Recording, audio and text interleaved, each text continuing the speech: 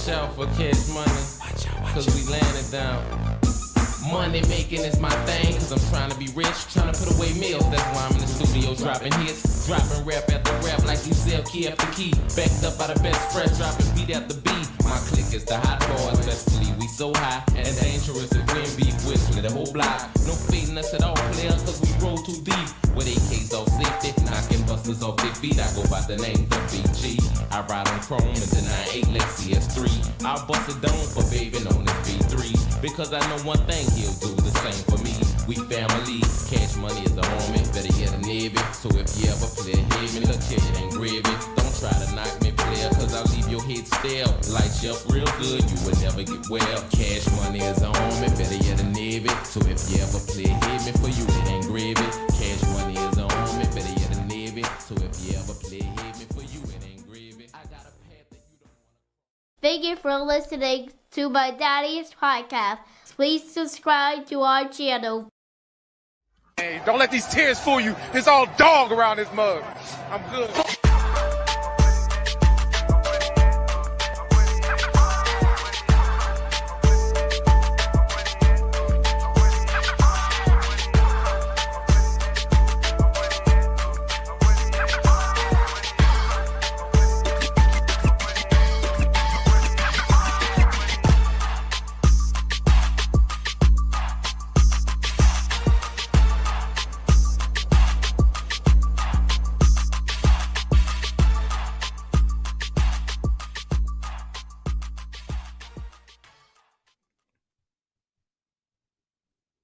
Josephine. They want that Josephine. Johnny, Lord, have mercy.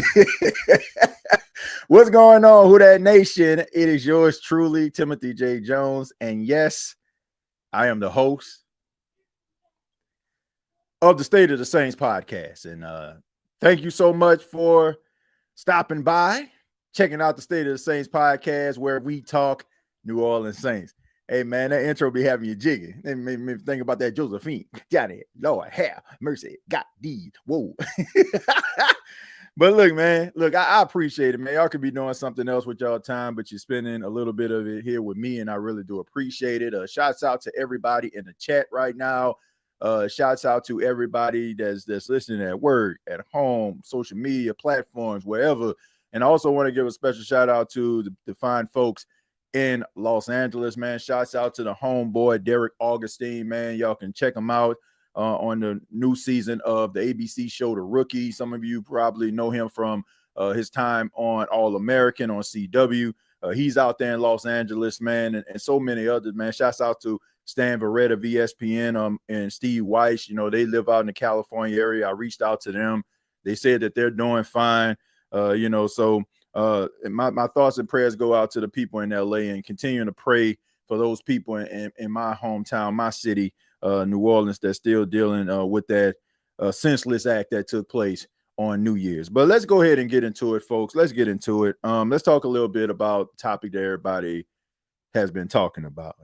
Yesterday, I wanted to do a show, which I could. Well, not really, man, because it was a very special day. It was my wife's birthday. Went out with her, took out, and we had a really good time, so didn't do a show on yesterday, but I seen the comments.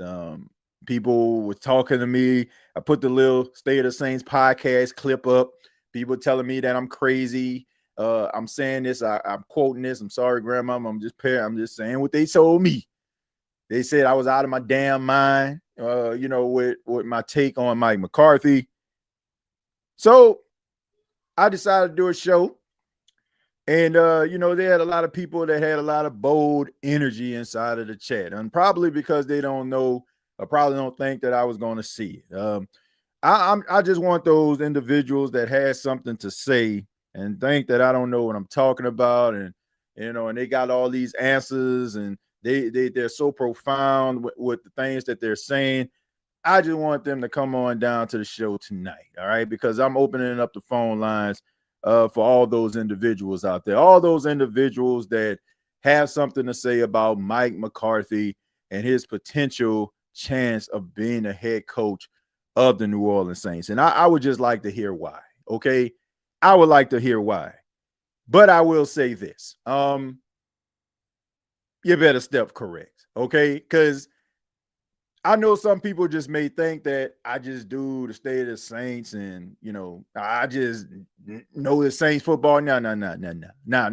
We know about NFL as well. So if you coming through, you better come through correct. And I just want some answers, all right? I just want to know why I'm out of my mind and why we should listen to you, all right?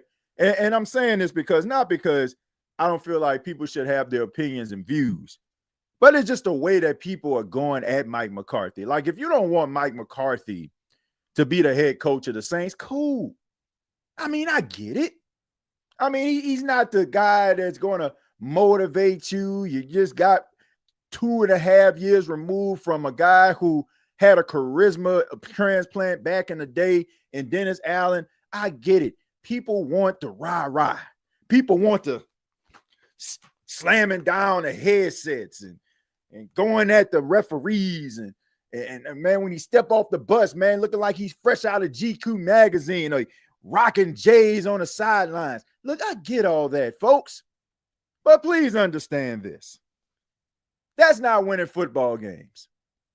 And just because, according to Adam Schefter, according to Tom Pelissero, according to Ian Rappaport, such and such is the most highly touted free agent head coach in the history of football.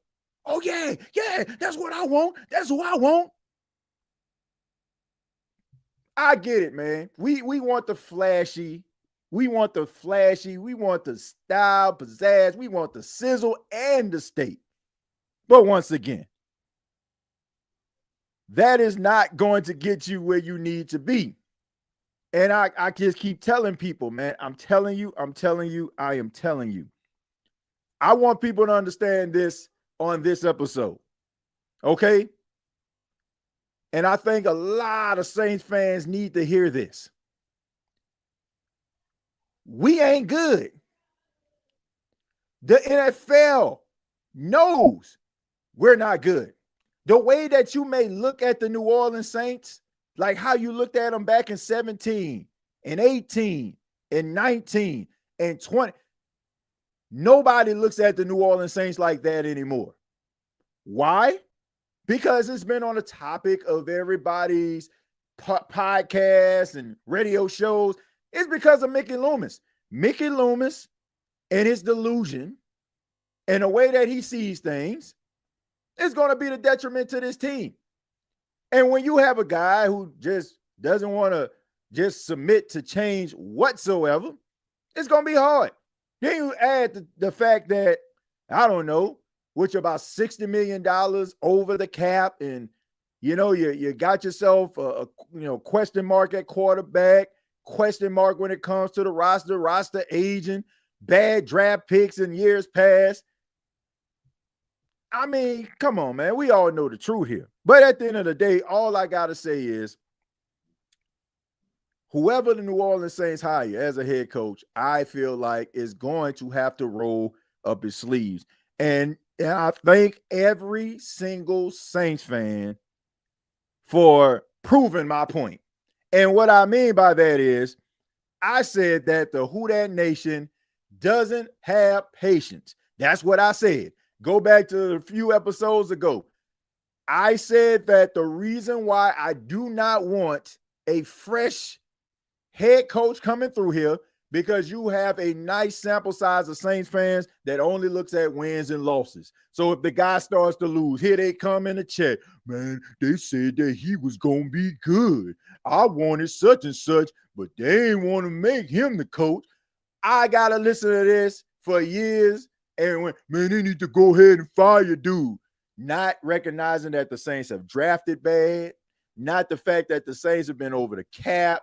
Not the fact that the Saints got a limit at quarterback and Derek Carr and a guy who has a lot of talent, a lot of promise, but he still has to develop in Spencer Rattler.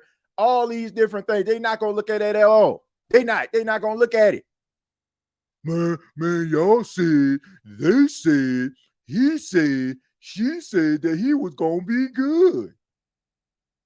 That is why I feel the New Orleans Saints need to go with a coach that had a reputation of developing a team and building something from nothing, because that is the only thing that is going to satisfy these Saints fans. All they want to do is talk noise to their Falcon friends and talk noise to their Panthers friends and talk noise to the Buck fan. Man, I told y'all we was about to dethrone y'all.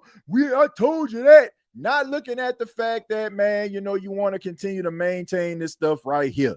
So all I'm saying is they have got to go out here, get themselves an already proven head coach that can win and keep these boys' mouths shut until the Saints get themselves out of this cap situation. Anything else, in the words of Charles Barkley, would be uncivilized. And I'm not trying to hear it. I am not trying to hear it. And also this stuff about Mike McCarthy not being a good head coach. Now, I don't think I'm telling you something that you probably ain't already heard, that you probably dismissed. But if you think that Mike McCarthy is a head coach that nobody wants, and Sean Payton is the head coach that you wish that you can have, you, sir, you, ma'am, are a hypocrite. That's right. I said it. You are a hypocrite. Because if you look at the tail of the tape, these two coaches are similar in wins and losses, similar in playoff success, similar in Super Bowl wins, almost similar in NFC Championship appearances. You, sir, you, ma'am, are a hypocrite. All I heard was people do not want to be wrong. So, they always got to throw something out there, right? Because they can't admit, man, you know what? That's a good point you made. No, we don't talk like that. We don't talk to find solutions or make ourselves think. We just want to be right. So what do people say? Well, Mike McCarthy, he had Aaron Rodgers. He had an all-world generational quarterback. Today is his birthday. Isn't there a quarterback that played for the New Orleans Saints for a very long time named Drew Brees? Was he not conjoined to Sean Payton? And couldn't you say the same thing about Sean Payton? The fact that he had a all-world generational quarterback in Drew Brees, who only has one championship, how you could go to the playoffs with the 1 seed, with the 2 seed, with the 3 seed, home field, home game, still lose. How is it that Mike McCarthy's playoff exits are more egregious than that of Sean Payton? It is the same narrative. Both of them had really good all-world generational quarterbacks. They all had really good defenses, both of them. They both went to the playoffs when they were supposed to run the gauntlet and didn't. Just say what it is.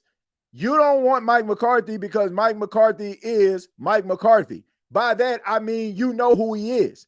You've seen him coach. You've seen him coach for the Packers. You've seen him coach for the Dallas Cowboys. You don't want that. So all of a sudden, you want to just open up this fresh present. It is the Buzz Lightyear complex. It is the Buzz Lightyear complex that is sweeping the Who Dat Nation. He is they got Woody, which is Mike McCarthy, and you have Buzz Lightyear in the form of Joe Brady and Aaron Glenn and Cliff Kingsbury, et cetera, et cetera. But if you can say that Mike McCarthy is not the answer and he can't win, what gives you the thought that Aaron Glenn, even Aaron Glenn, or Joe Brady could be the answer to your prayers? Why? How? Because you seen a pivot interview and you got a quote from Aaron Glenn. Oh, man, he instilled something in me. I know he gonna win. I said, bro, I'm telling you, I seen some coaches in this world that will make you run through 3 walls after you hear them talk, and they ain't win jack. That's all I'm saying. You don't know. It's just the uncertainty. It's just the shininess. It's just the new car smell that these guys are letting off. All I know is what the Saints need right now, Mike McCarthy is the best choice. Period. I'm sorry. He is the best choice. If it was any other situation, if the Saints had cap compliance, I would probably go with somebody else. If the New Orleans Saints had a decent quarterback, I would say roll with somebody else, or a really good quarterback, I should say. They have a decent one. Or, like somebody that's really good. Then we can have ourselves a different conversation. But based on the cap, based on the impatience of the fan base, based on bad draft picks, and based on the fact that you're going to be in cap hell for a minute, you might want to go with Mike McCarthy. But let me go ahead and read some of these comments, and then we're going to open up the phone lines. I want to hear from you, but want to acknowledge the fine folks at BETUS. You can sign up today, get up to 150% on your first deposit, up to 125% on your second and third deposit, up to $2,000. Use the promo code YouTube150. That's YouTube150. I want to acknowledge the donations. We got Desi in here. Desi says people are saying they can't handle Mike McCarthy as a coach and they will leave the Who Dat Nation. However, they didn't leave when DA was hired, and they didn't leave the Saints fan base. Shaking my head. Man, they can say whatever they want to, but if you like Sean Payton, then you should like Mike McCarthy. And all this stuff about this guy being fired, it is not true. Guy did not get fired. They couldn't come to an agreement with his contract, so they parted ways. Get his man his respect. But like I said, it makes no sense. Just one guy that you like in Sean Payton, the other guy that you just don't. And miss me with this stuff about, oh man, he coached the Dallas Cowboys and Jerry Jones. I mean, look, there are so many people out there. Like ask any coach. Most of them will tell you, my dream job is to head coach the Dallas Cowboys. It's a dream. You know what I'm saying? It's one of the most high-profile jobs in sports. So this man had the opportunity to do that. But you also have to understand that the man was handcuffed. He was handcuffed. Jerry Jones was pretty much calling the shots, appointing his offensive coordinator, his defensive coordinator. He was just the figurehead. But, if he comes to the Saints, he will be able to put together his own staff. And I've seen when he put together his own staff, it works. So I trust the dude. You may not, for reasons beyond me. I don't know, but I trust the guy. And, like I said, man, if you talking about and beating the drum for Sean Payton and don't look at this guy, like I promise you, there's not a doubt in my mind. Not a doubt in my mind. If we lived in this alternative universe, where, let's just say, for example, and this was supposed to happen, what if the Green Bay Packers went with Sean Payton instead of Mike McCarthy? That was a strong chance that Mike McCarthy would end up being a head coach of the Saints. So in this alternative universe, if Mike McCarthy came back and he took the Saints job and then Sean Payton took the Green Bay Packers job, I guarantee you on this day in an alternative universe, January 15, 2025, I guarantee you people would be saying, oh no, for Sean Payton. Oh no, nah, and not him. And they'll be lobbying. They will be lobbying for Mike McCarthy. I know it. You know why? Because their resume is the same. And once again, one guy you would like, and the other guy you don't. It just comes down to that. Their numbers are identical. So I know in an alternative universe, you would be beating the drum for Mike McCarthy to be your head coach. Trizzy, thank you very much for the 199. Says you and James Cometa on this topic. Who that? Yeah, look, it's ridiculous. Like, to me, it's ridiculous, man, that anybody sitting up here saying that this man is a bad coach. He's not. If we lived in an alternative universe, I guarantee you we'll be doing the same thing. The roles would be reversed. It's like looking in a mirror. It's like looking in a mirror, man. Like they the same coach. Just one guy you just relate to because he's your guy. Remember the coach of the Jaguars that came from college? Can't remember his name. Ain't win Jack. Urban Meyer is who you're referring to.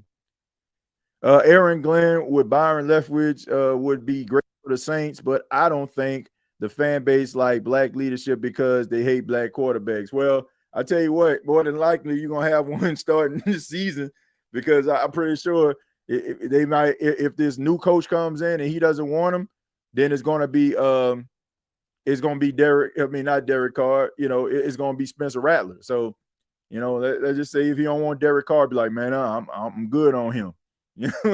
They go with Spencer Rattler. So, like I said, he started most of the season. So I don't know, man. I don't know. I don't want to just. I know we like to put like certain things in a nice little big, huge, racism bow here, but I don't think everything that much to do with black and white. I just don't like. I don't. I think that these teams want to win. And if you look over the course of time, man, they've had black quarterbacks. Matter like this is as crazy as this sound, right? In the last, I say about 20 years, they had Jeff Blake, Aaron Brooks, you had Teddy Bridgewater, come on, man. Like, you've had African American quarterbacks. And also, I strongly feel this way. I feel like if Teddy Bridgewater never played in them games, I guarantee you, if he never played in his games, he probably would have ended up being a starting quarterback for the Saints. They probably would have kept him as a quarterback. But he showed himself and he shined in those 5 games and got signed by the Carolina Panthers. So I don't know, man. I know we like to just roll this thing up in a big, like I said, racism bow, man. But everything ain't about that. We're gonna go to Josh. Josh, how you doing, man? Hey, what's up, TJ? What's up, brother? All right, I'm doing all right, man. How about you? Well, next week I enter into my final. Can you hear me clearly, by the way? Yeah, I can hear you, man. So next week I enter into my final semester of grad school as far as the sports rec program at University of Iowa. So this will be my last round, and then I'll have my graduate degree. Man, that's awesome, man. Congratulations to you. Yeah, it's just my capstone and field experience this semester. So it's not even really like a heavy load from a homework perspective, but like it's a lot of work just the same. Yeah, man, I understand that. But before I get into whether or not I think Mike McCarthy would be a good coach for the Saints, I want to pose something to you and see how you feel about this. Mm-hmm. I'm questioning whether or not Mike McCarthy himself would even want to come here, and the reason for that is because he just got done dealing with Jerry Jones, as you explained. And Mickey Loomis has proven himself to be kind of another Jerry Jones. So why would Mike McCarthy want to step into another situation that really could turn out to be the exact same thing as the Jerry Jones situation? You know what I'm saying? So I'll let you respond to that. Well, Josh, I don't think it's the same situation. See, it's two different type scenarios and situations going on here.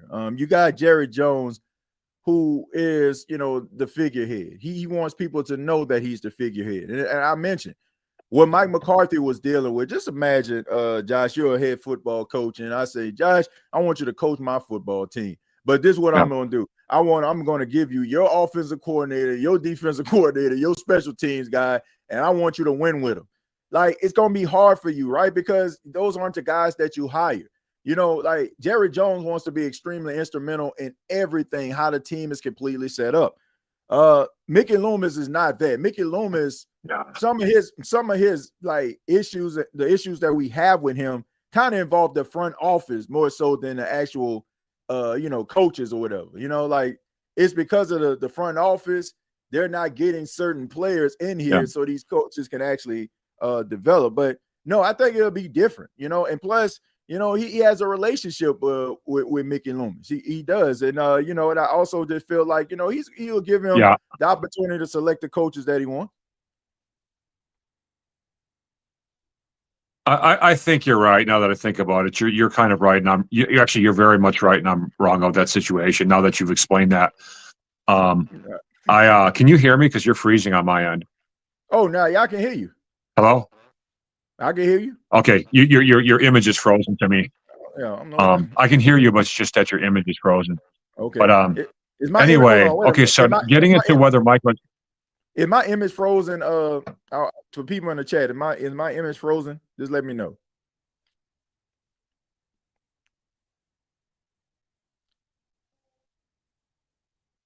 Josh, you can go ahead, man. Okay, so as far as whether Mike McCarthy would be a good coach for us, he definitely would, and you're absolutely right about that. Now, is he as good as Sean Payton? No. Sean Payton's probably the best offensive play caller of all time. But Mike McCarthy is a good coach. I mean, you can talk about him having Aaron Rodgers, but the fact is he also got 5 basically Pro Bowl seasons out of Dak Prescott, who's a very average quarterback. Anybody who can get 5 like Pro Bowl seasons and including a couple of potential MVP seasons out of Dak Prescott is a pretty darn good offensive coordinator. So he's good. I mean, Mike McCarthy will do really good. But the thing with Mike McCarthy is we're going to have to bring in a good DC. We're going to have to bring in, I always forget his name from Chicago, Matt, who just got fired from the Bears, head coach. Yeah, he's a great defensive coordinator. We're going to have to bring in someone like him or Robert Saleh to complement Mike McCarthy because I'll tell you right now, the fans are going to turn on Mike McCarthy quickly if they haven't already for the simple fact that there's no way we are going to field a good offense next year. It's just not even possible with the hole that we're in right now. It doesn't matter who you bring in. We could go to Green Bay graveyards and bring Vince Lombardi back to life and bring him down here to coach, and we would still have a crappy offense next year. We'd have a better offense than we did this year, but we're so far in the hole offensively that we're not going to just turn into a good offense or even a respectable offense within a year's time. It's not going to happen. So I think when Mike McCarthy comes in, he's going to take a lot of the blame for that. And the only way to offset that is to bring in a really good defensive coordinator so that at least our defense is on point while our offense learns to get better. Now, if Mike McCarthy gets into his 2nd or his 3rd year with the New Orleans Saints, he'll have the offense rolling pretty good. You know what I'm saying? And then we'll be getting back into playoff contention during, I would say, his 3rd or 4th year. But this first year is going to be hell for him, especially from the fans, because, as you said, the fans are not patient. They don't understand you can't go from worst offense to even middle of the pack offense within a year unless you get really lucky on a couple of draft picks. You know what I'm saying? Yeah. We're probably going to roll with Spencer Rattler next year. At least I hope we are. And he's going to show some flashes, but he's not going to become the greatness that he's destined to be just yet. You see what I'm saying?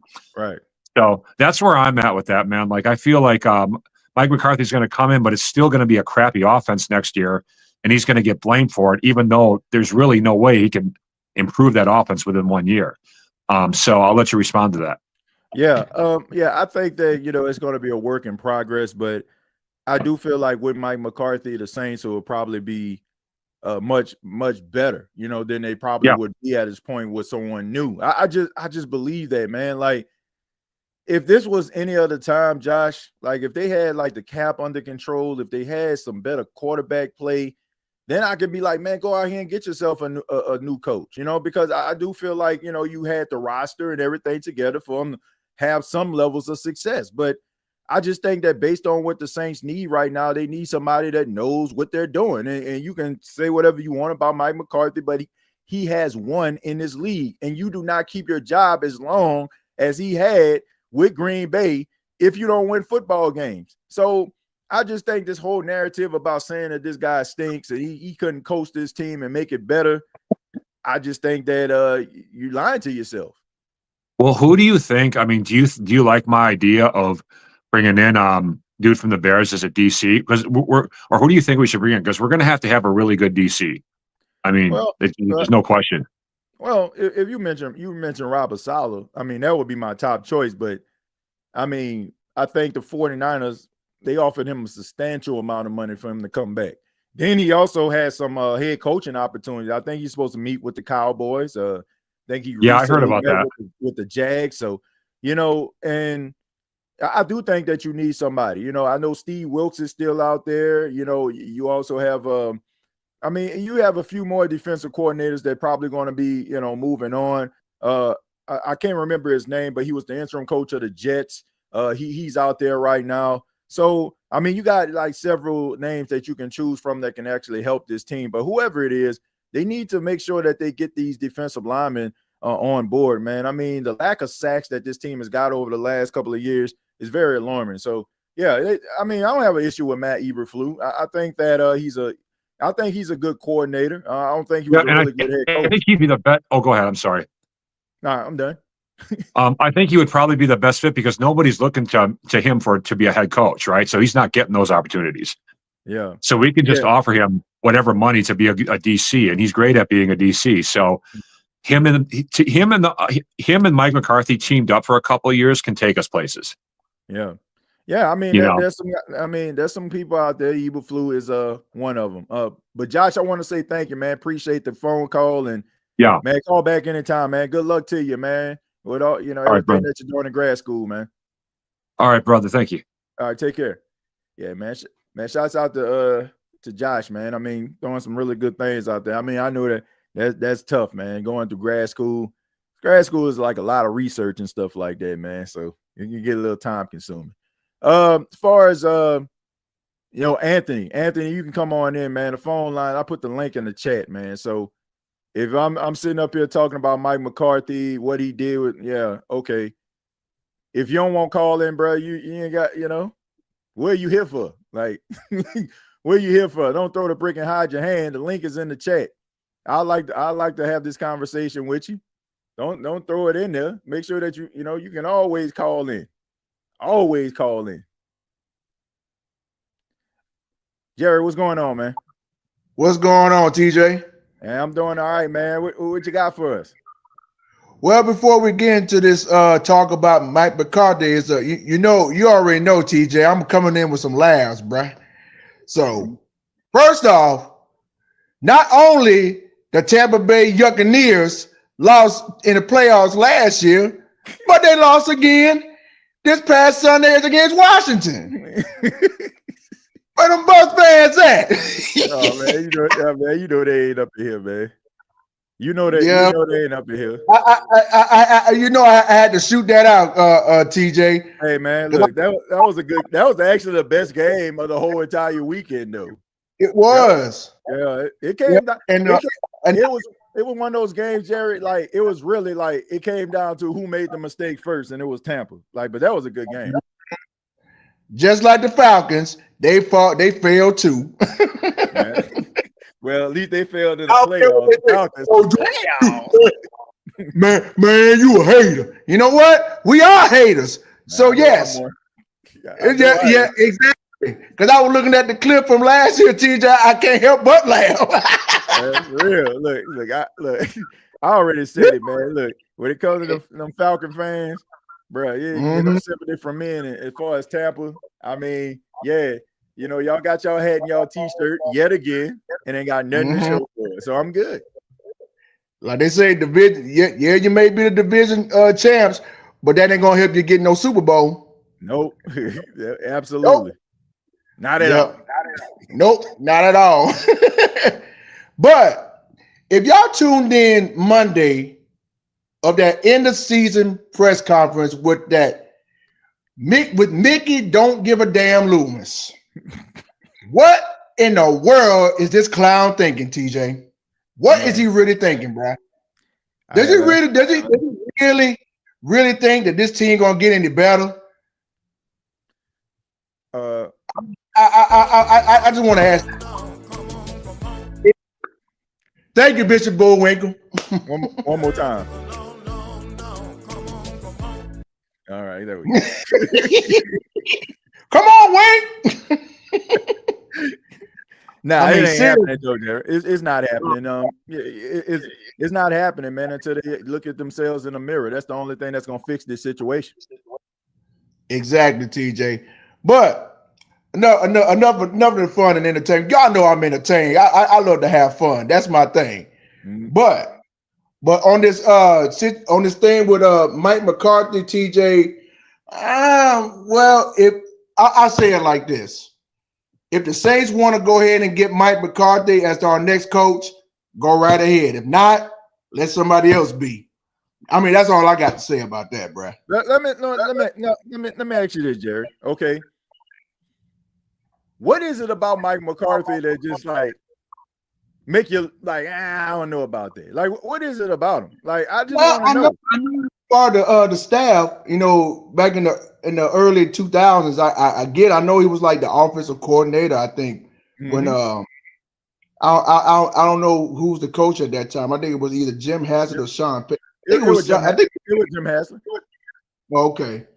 Yeah, but that's the only thing I knew about him. I mean, he was the offensive coordinator back then, and then he moved on, I think, to like Green Bay, I believe. Yeah, he did. He became the head coach of the Green Bay Packers the same year Sean Payton became the coach of the Saints, 06. So they've been coaching around the same exact time, man. But look, I understand people want something new. I understand people want something fresh, just to kind of, get out of this Sean Payton, type thing, a comfortability from upper management. But I just like, it's not just Mike McCarthy and who he is. It's more so like he's a guy that I feel like is that veteran coach that you actually need, that can actually, win or be formidable with what you have right now. And I just think that it's going to be tough for a new coach that's going at it right away. It's one of those situations where, man, you got to roll up your sleeves, man. And I just feel like you're not going to get a fair assessment of how good that head coach is going to be because of the situation. So I would rather go with somebody that's been here, like throw Pete Carroll in there. Anybody. Like any seasoned veteran coach that has had some experience and developing players, like that's the guy I want to roll with. Exactly. And I see a comment here in the chat from D-Man. He said he was 49ers offensive coordinator before he was Packers head coach. I said, okay. Oh, yeah. I didn't know that. Yeah. I mean, look, a lot of people don't know, like, some of Aaron Brooks' best years, like, came under Mike McCarthy. Like when Aaron Brooks, I think when he led the Saints to the playoffs and they won that game versus the Rams, Mike McCarthy was the offensive coordinator with him, and I think that he was one of the main reasons why Aaron Brooks got paid by the Saints and became their franchise quarterback for a minute. Okay. Yeah. Well, like I said, I didn't know anything about that. I just know him when he was the offensive coordinator with us and head coach with the Packers, but I didn't know anything about when he was the offensive coordinator with the 49ers back at that time. Yeah. Okay. Okay. You got anything else for it, Jerry? No, TJ, I'm just just waiting to hear something. Hopefully we'll hear some breaking news. That's the thing about the off season, bro. I mean, there's no rest for the weary. I mean, it's like that in the entire NFL. I mean, you might hear something that somebody might have a new coach in I don't know, in Dallas or in Las Vegas or wherever. That's the thing about the off season, bro. You never know. That's why you always got to be alert and stay alert, because you never know. They might drop some breaking news like in the next hour or so. You never know. Yeah, that is true.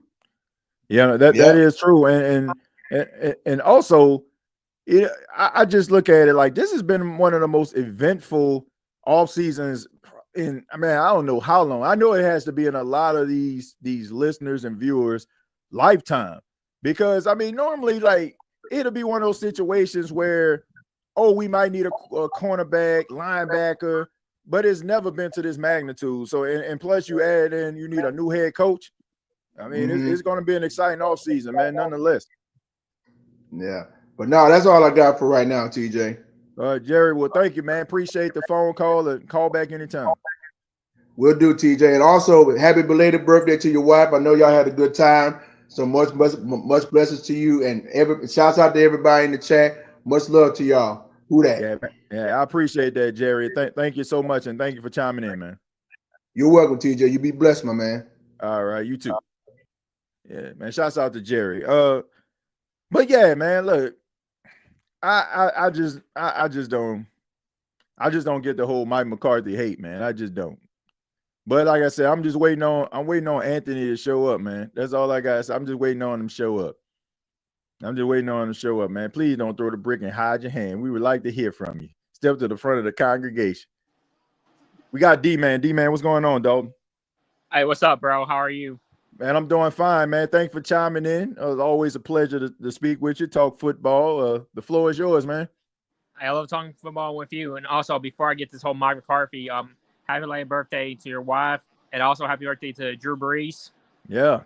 Yeah, man. My wife, my wife got mad this morning because I woke up and told my son, I said, "Happy Drew Brees Day." She's like, "There ain't no real holiday." But nah, I mean, but seriously, like, yeah, Drew Brees, man. This guy's the GOAT, greatest saint of all time, man. Happy birthday to the GOAT, Drew Brees. Yes, he is. My thing is about Mike McCarthy. The reason I'm not trying to be a hater or whatever. One, I feel like he's overrated. Not much overrated, like more like Sean Payton though. Like Sean Payton's way overrated than Mike McCarthy. That's just me. The reason why I don't want Mike McCarthy, I know it doesn't really matter though, because he's already like 61. I prefer like a younger coach, like Joe Brady, Kellen Moore, like 30s or 40s, like 50s or 60s. Nah, enough with that. Yeah. Yeah. I don't have an issue with the age because I mean, Pete Carroll like 70 something. So he was coaching Seattle when he was in the 60s, and they had some of their best success there. I don't have an issue with his age, but look, I understand people having an issue with Mike McCarthy because he's a familiar name. But what I don't agree with is, you have to basically chop his head off, what I'm saying, to the process. Like, if you don't want him, you don't want him. But at the end of the day, like, don't say that he's a bad coach. And I agree with that, though. Problem is, though, like, he's going to deal with that too, delusional GMs anyway. Like, he did put up with Jerry Jones. If he goes to the Saints, Mickey Loomis, he's the delusional GM. Yeah. I mean, look, man, that's another story another day. Let me ask you about that, though. What you thought about that whole press conference? I was like, how are you out here? Shouldn't you be in a nursing home already? Like, you're like you're in a nursing home. Like come on. Like, you need to look in the mirror. Like, you're just not doing anything. And I'm mad at Gail Benson for not doing anything about it, though. Like, she needs to do something. Like, this is really ridiculous. Yeah, I mean, it was just a delusion for me. Like, a lot of the things, like, he was just gaslighting. And I was genuinely concerned because the way that he is talking, it's like someone that just does not have the pulse on the team. Like, he didn't even know what draft number he had. Like, you're the general manager. Like, how do you not know that you got the ninth pick in the draft, man? I mean, I was like, my goodness. Like, I left that just very concerned about the direction of the team. And but the best thing about it is, from what I heard, whoever he decides to have as the head coach, he'll allow them to pick their own coaches and who stays and who goes. Now that I gotta give him credit for him stepping away and understanding that that's what a coach needs to have. But all the rest of that stuff, man, I mean, it was just plain a delusion. And I just don't think you're going to find much success as long as this guy's the general manager, because you're not going to change anything about the front office or his practices. So that's my concern, Dalton. It is. I mean, I don't think it's not fun anymore. I think this is really scary and this is really sad. Yeah, it's pretty sad, man. It's pretty awful. I will say this about Mike McCarthy, though. Let's say if he does get hired by the Saints, the only thing I really want to know, who's the defense coordinator? Because I got a good feeling I don't have Matt Eberflus. He'd be a good candidate, though. Yeah. If he wants to have an in-house candidate like he always bring, I got one wild card name. You ready? Al Harris. Okay, yeah. Oh yeah. Like he's been tearing it up as an assistant. Yeah, and I mean, and he's also like gained like the respect of the of the league as well, man, for his coaching. So yeah, that's definitely would be a good choice, man. I mean, we seen DeMeco Ryans, him getting the opportunity and how that led to a head coaching opportunity for him. So yeah, I mean, I like it. I like that you trying to give someone else a chance to do that. And then on top of that, I mean, that's one of your former players right there, so there's some familiarity there. So I like it, man. That's a good one. And also, wherever it's Mike McCarthy or any coaches, yes, I know it happens before. I don't like coaches have 3 times chances. I prefer like 2. I know like he had a winning record with the Cowboys, but I feel like 2 is enough. I know it happens before like 3 or 4 times. Like feels like that's enough for me. That's just my opinion. Yeah, I mean, look, like I said, I have no issue with anybody feeling that way, but I just look at what this team actually is and where they are as far as the salary cap and some things. I just think that they need somebody that knows what they're doing, that's familiar with being a coach in the league. Because, like I said, I'm concerned about the impatience of the fan base allowing that coach to actually go through the motions if he's new? Right. I mean, my question is, like, I just well, he put up Mickey Loomis though. I just don't know if he would accept the Saints job. That's what I'm worried about. Not being a hater or anything. Yeah, I mean, look, but since we're talking about that, who would you want as the head coach? I mean, right now, I mean, I'm pretty sure you heard about Aaron Glenn, his job preference is the Jets more so than the Saints job, but I mean, you can still throw him in there. Like, who would be your ideal coach?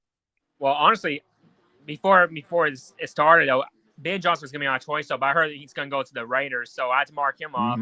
Yeah. I was like, this is so tough for me. Like, come on, I got to do this. I'm going to say Joe Brady. I know because he's coaching the Saints. It's not because he's coaching the Bills that I love. It's just younger, and I feel like he's the right guy, though. I'm not going to lie. It's really hard for me anyway. It's really tough. Yeah. But I will say this. What probably would help Joe Brady more is the fact that he has Louisiana ties because of LSU. I think that people will probably be more patient with him because of the good favor that he had because of that 2019 team. So I do feel like, if he does come in, people will probably have more patience with him because, that the LSU ties, that takes you a long way. So you got anything else, Dalton?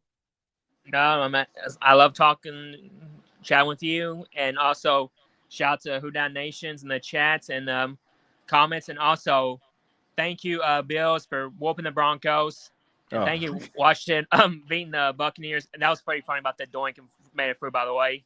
Oh man, hey, I'm glad you caught that, man. A lot of people didn't, but look, I just thought that was so funny, man, because it was like a shot in the gut. Like if he would have made it, like it would have been like everybody would have been dejected, but it's like I punch you in the face and now you know what I'm saying?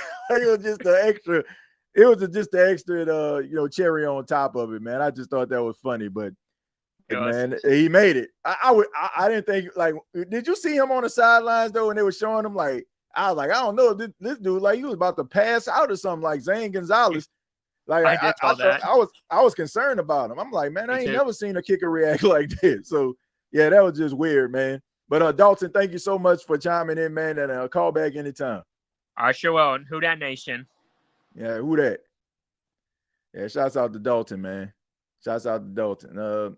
Let's see. Let's go to Alfred. Alfred, how you doing, man? You can hear me? Yeah, I can hear you, man. How you doing? Man, what's up, TJ, man? Big fan of you. I appreciate it, Alfred. I thank you for coming over to the Bleacher Report too, man. And thank you for that.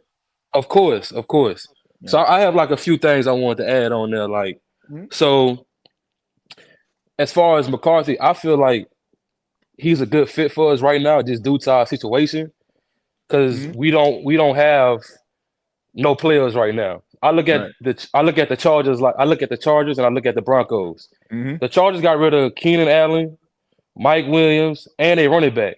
But it took a good coach to get them over the hump. They wasn't all that, but they still made it to the playoffs though. Yeah. Look at terrible. I mean, wide receiver room, like you can arguably say, Alfred, that they probably just had Ladd McConkey. I mean, Quentin Johnston, I mean, he dropped more passes than he caught almost. So yeah, like so yeah, I definitely agree with you on that. And Austin Eckler too. Exactly.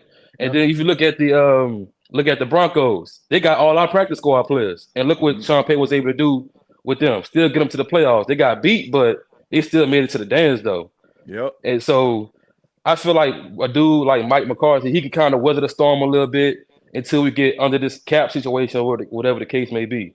Yeah. And then this dude Mickey Loomis, like, I don't like what's up with him. Like he like one thing about us New Orleans people, like we don't like when you play in our face and you keep talking about the injuries.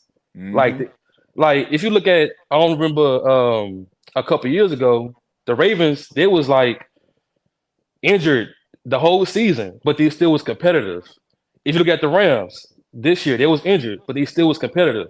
Even though the 49ers didn't go to the playoffs this year, they still was competitive with all them injuries. Yep. So instead of blaming it on the injuries, blame it on the coaching. Yep. Because we got out all our L's, we just got outclassed. Not because no injuries, because we just got outclassed, period. Yep. That's the one thing, Alfred. Like, I know a lot of like football players and coaches and people like they like, man, like fans don't know what they see. Like some fans they don't.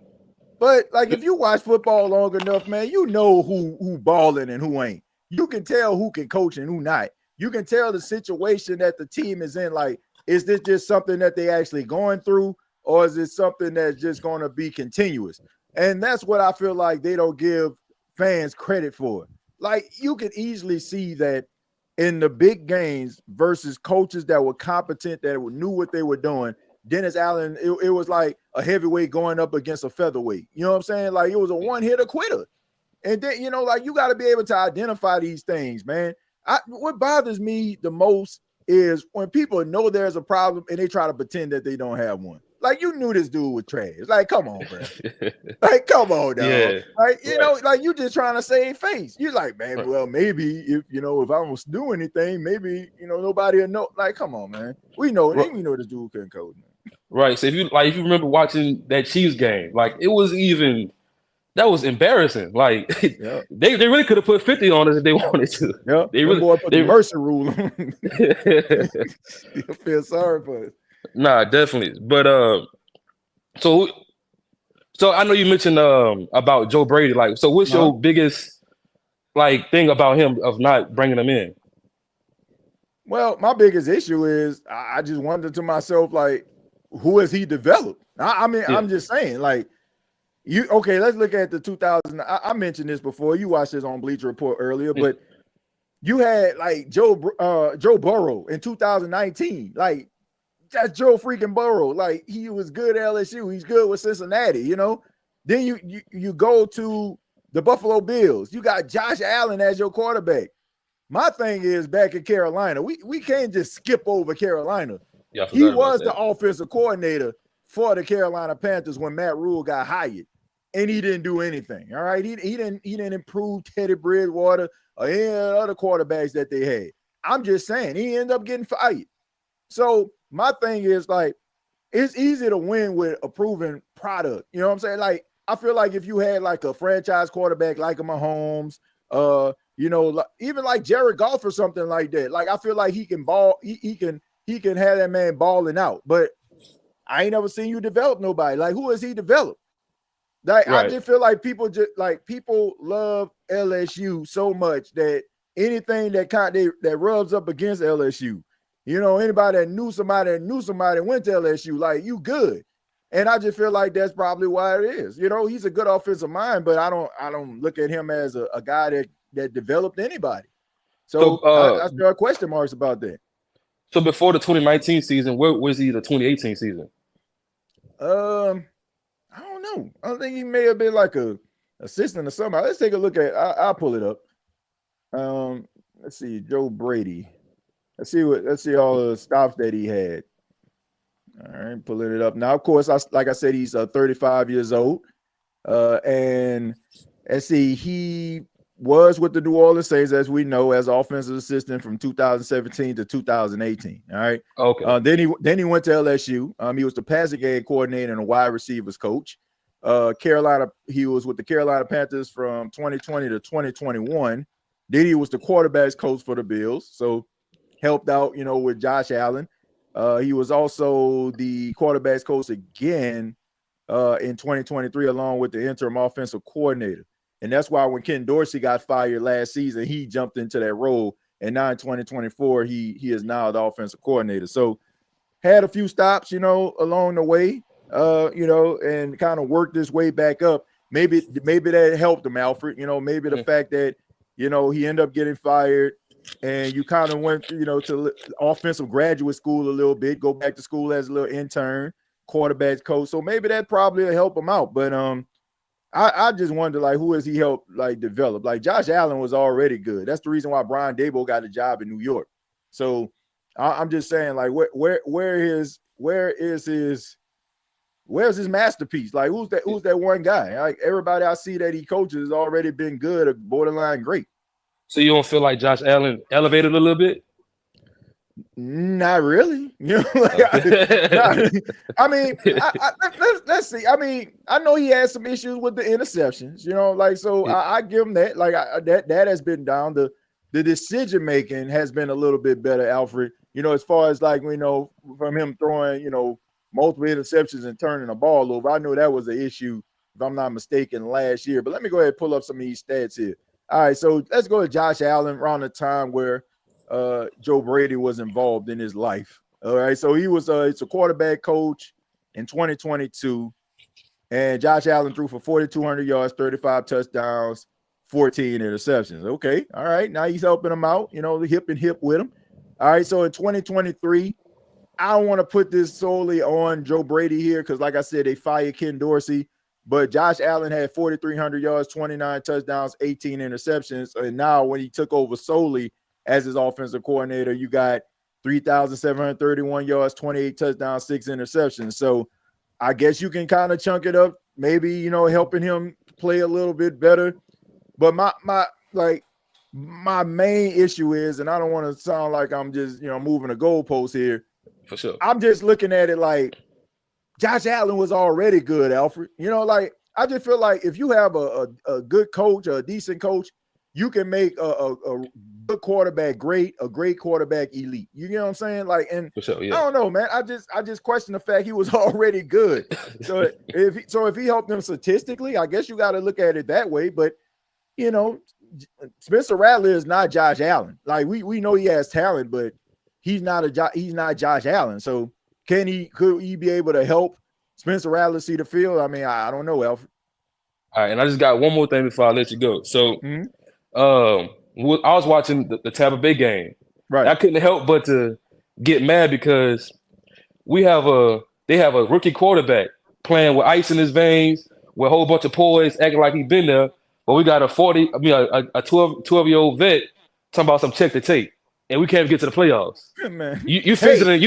Yeah, like Mr. Check the tape. He talking about check the tape, but you can't even get up to the playoffs. Man, look, what are we talking about here? Ice tape, duct tape. You talking about VA? Shoot, man, by the time you had some tape that was worth something, it probably was on VHS, dude. Look, man, we know what it is, man. We know what it is. This dude, like, he ain't it. Like, he decent. Yeah, like I said, like, I'm about to say Josh Allen. How could I make that mistake? Derek Carr is the type of quarterback, Alfred. Like, he just needs things around him. Like, it's not out of the realm of possibility for, let's just say JJ McCarthy had a messed up knee and he needs some more time. And Kevin O'Connell gets Derek Carr to come there and be a starter. He will probably play like how Sam Darnold did, have everybody mad, like, why you couldn't play like this for us? But as we can see, as soon as things start to go wrong, like Sam Darnold, that's what, what happened with Derek Carr. You need the perfect elements. I mean, you need all the stars aligned too consistently. So they don't need that right now. You know what I'm saying? They need somebody that's going to be able to elevate everybody around them. And, it ain't happening with Derek Carr, bro. It ain't happening. All right, but you got anything else?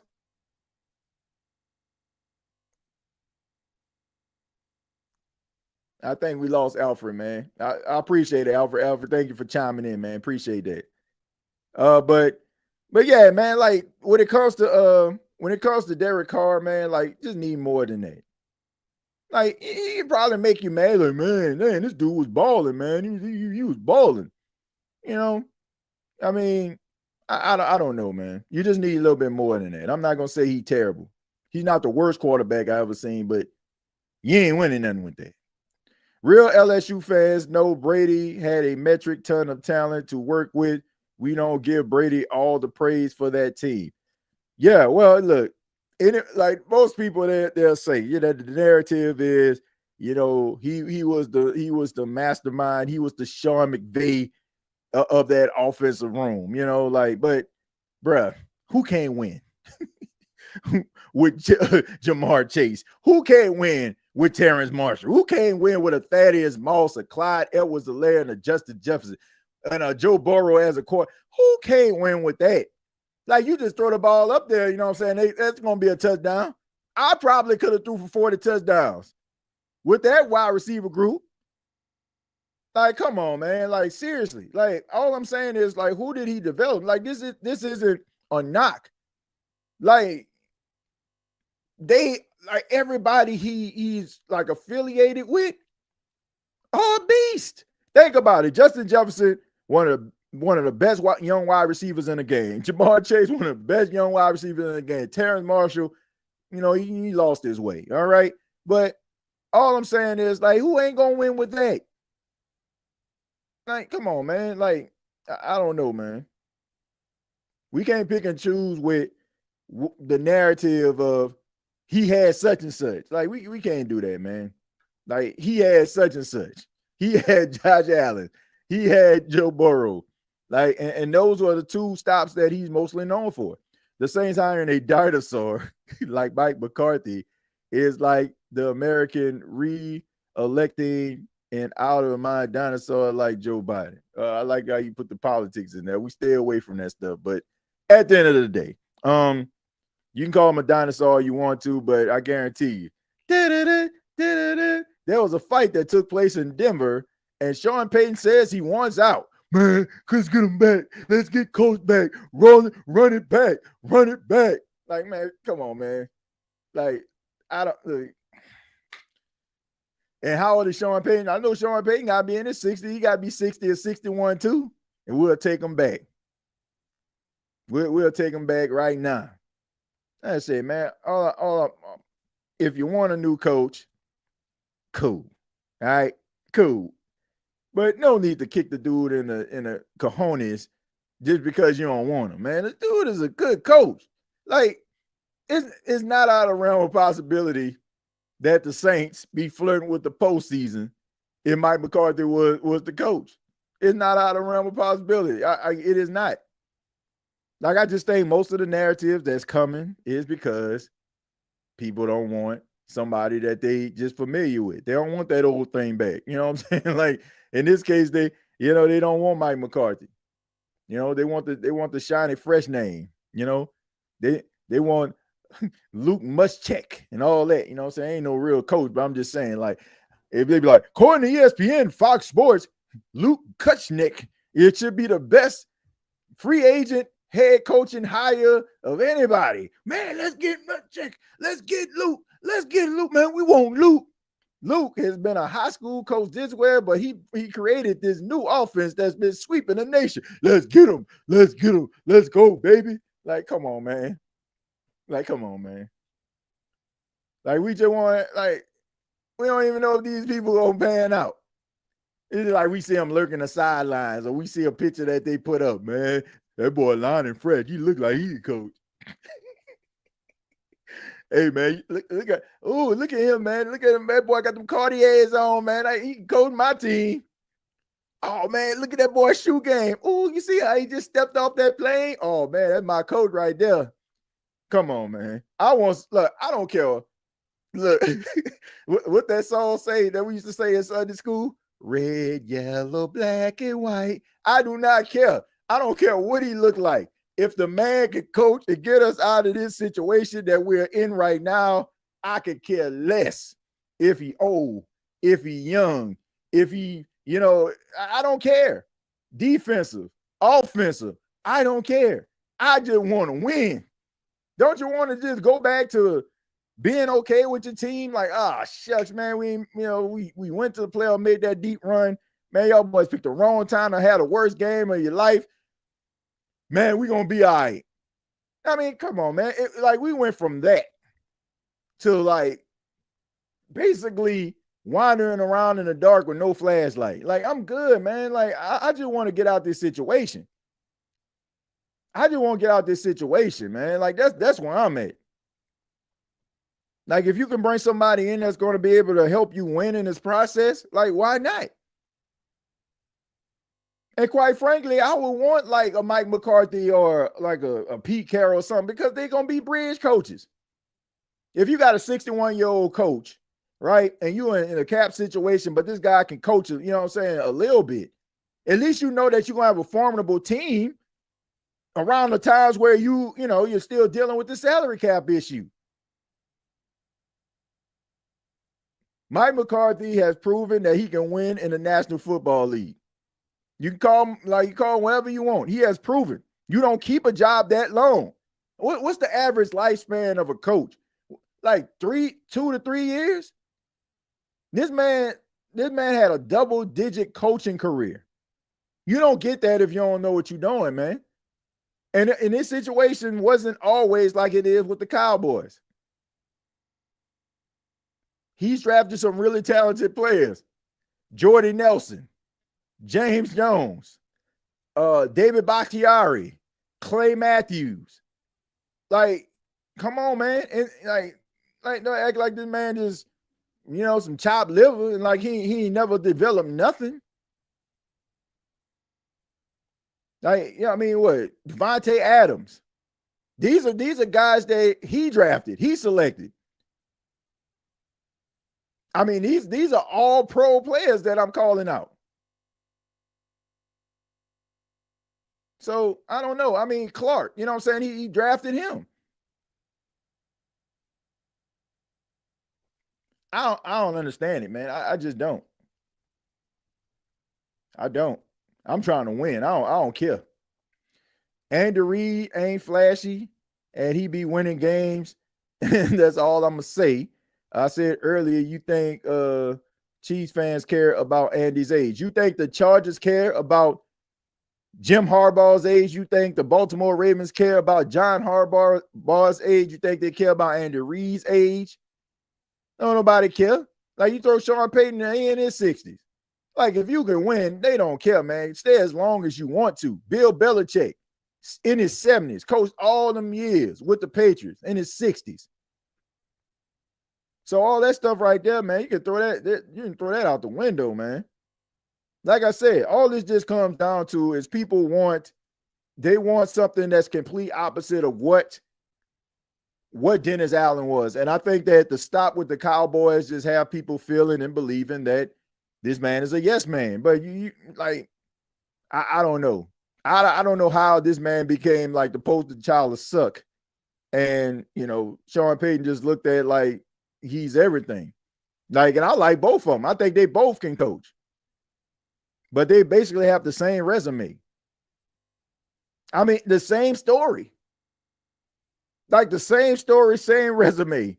Both had really good quarterbacks, all-world quarterbacks, first ballot Hall of Fame quarterbacks, and only had one Super Bowl to show for it. Why is Sean Payton's situation different from Mike McCarthy? Because the Patriots are a proven team? You know what I'm saying? I guess it's like that LeBron James thing. With LeBron James, his ring in Cleveland meant more than his ring in Miami, I guess. Because people look at Sean Payton. Well, Sean Payton went to a team that ain't never won nothing. And he turned them into something. But Mike McCarthy still, like, he replaced the legend. Like, I feel like that was more pressure. It was more pressure on Mike McCarthy to succeed than Sean Payton. Because here's the thing. Sean Payton came to a team that historically, come on now, sucked. I love the New Orleans Saints, but let's call a spade a spade. Y'all know I ain't going to be allowed to kick it here. The Saints, their history, they sucked. So anything that Sean Payton would have done, if he won 4 games in a row, crown this man the greatest New Orleans Saints coach ever.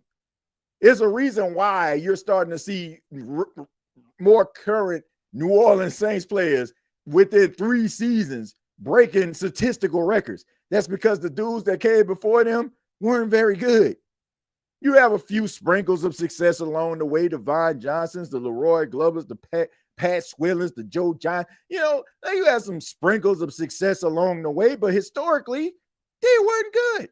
So whatever Sean Payton actually did was just, thank you for changing the way people think about us. This man won a playoff game, and they was ready to put a statue outside the stadium of him. Meanwhile, Mike McCarthy, who is coaching one of the most historic franchises in the history of sports with the Green Bay Packers, replacing arguably the greatest coach with the greatest coaching tree ever assembled in Mike Holmgren. Like, man, come on now, man. I mean, look how many people came from like Mike Holmgren coaching tree, John Gruden, Tony Dungy. Like, man, like I can keep going on and on. Some of the most relevant and successful coaches came from this man's coaching tree. And you're replacing that?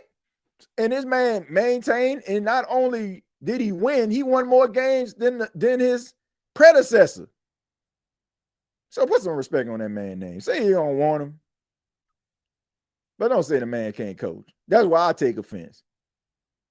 I can't accept that. Say you don't want him. Say you don't rock with him. Say he don't inspire you, but don't say the man is a bad coach. I will go down with this shit.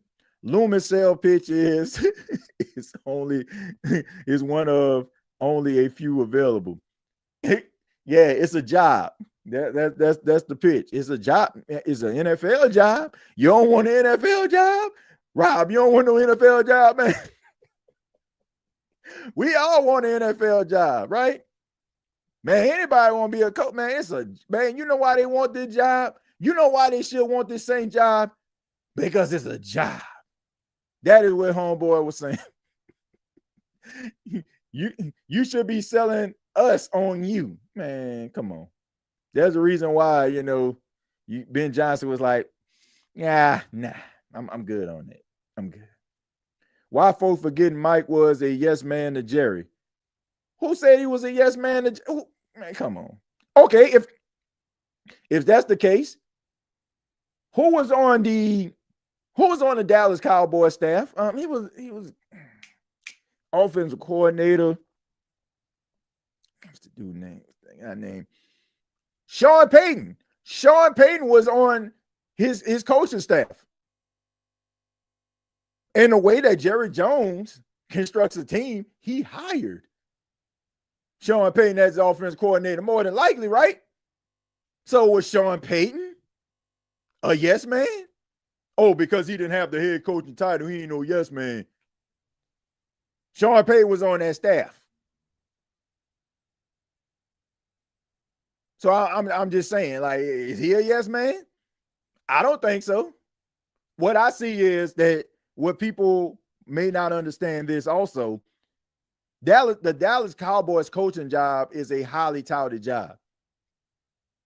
There are coaches in the league right now, if you was to put them on a polygraph test and say, what was your dream job? I guarantee you, if they don't answer coaching to the Dallas Cowboys, that thing just going to start going crazy. It might even blow up. People want to be the head coach of the Dallas Cowboys. That's just what it is. Like that's most coaches' dreams. Not all of them, you know what I'm saying? But you got a nice sample size of them, especially people growing up in Sean Payton's era.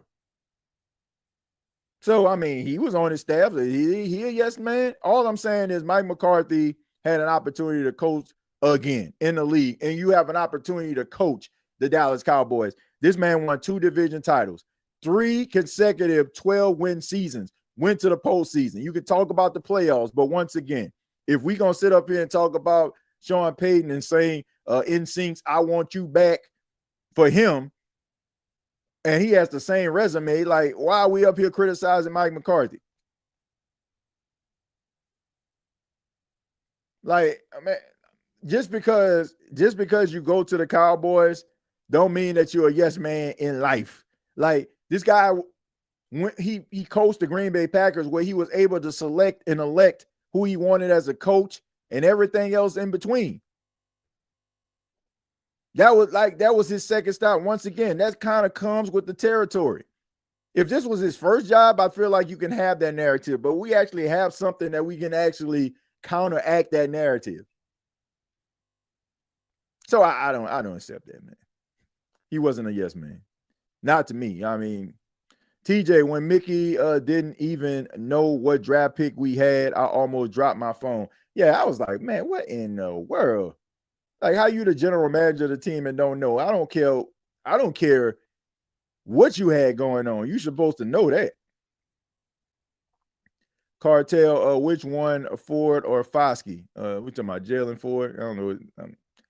Caught the tail in that conversation there. Mad Drama said, TJ, do you think that Ford or Foskey has Hendricks and Barnes tendencies?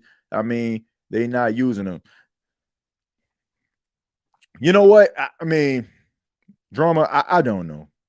Like, I'm gonna be honest with you. If you noticed over the last couple episodes, I haven't really been criticizing players like that. Like, the only thing for the most part I've been saying is, you know, you might want to like move on with players that are older. But some of these young players, like, notice I ain't saying nothing about no Peyton Turner, Isaiah Foskey, none of them. And you know the reason why is because we see Zach Barnes, we see Caden Ellis, we see Trey Hendrickson, we see CJ Gardner-Johnson. We see these guys go to other teams and excel. Meanwhile, the New Orleans Saints allow these guys to get out the door, and we see guys just completely floundering.